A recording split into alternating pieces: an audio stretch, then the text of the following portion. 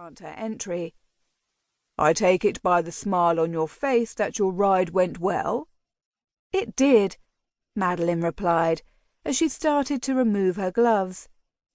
"Nothing pleases me more than riding in the morning hours." Graham gave her a knowing smile. "I dare say that riding at any hour gives you great pleasure." "That it does." With a side glance at the drawing-room, Graham grew serious and lowered his voice. "Mrs. Ridley and her son, Mr. Ridley, have requested to speak to you and are waiting for you in the drawing-room." Madalene stifled the groan that had formed on her lips. "Did they state why?" Her butler gave her an apologetic look. "Mrs. Ridley did not, and I did not question her any further," he replied. "I did, however, inform her that you were on a ride, but that seemed little to deter her." "That doesn't surprise me. Mrs. Ridley is much too determined for that," Madalene said as she extended her gloves towards Graham.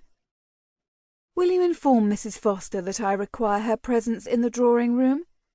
"Yes, miss," Graham responded before he stepped back. Madalene turned reluctantly towards the drawing-room door. How she tired of these house calls! She had grown to dread them. Scheming mothers would parade their sons in front of her in hopes that she would fall for their flowery words. It grew rather tiresome. She walked over to the door and peered in. Mr. Ridley was standing next to the window, looking out towards her well-maintained gardens, and his mother sat rigidly on the sofa. She had to admit that he wasn't entirely unfortunate to look upon, with his sharp features and straight nose, but he had one flaw that she could not overlook. His mother. Mrs. Ridley was intolerable. She was a gossiping busybody, and had deemed most people of the village beneath her. Smoothing down her dark blue riding habit, Madalene stepped into the room and greeted her guests. "Good morning, Mrs. Ridley." She tipped her head at the woman's son. "Mr. Ridley?" He turned from the window and faced her. His eyes perused the length of her, and she could see the approval in them. "You are looking especially lovely this morning, Miss Dowding." "Thank you," Madalene replied graciously. Mrs. Ridley spoke up from the sofa, her words sounding less than genuine. "I must agree with my son, Miss Dowding.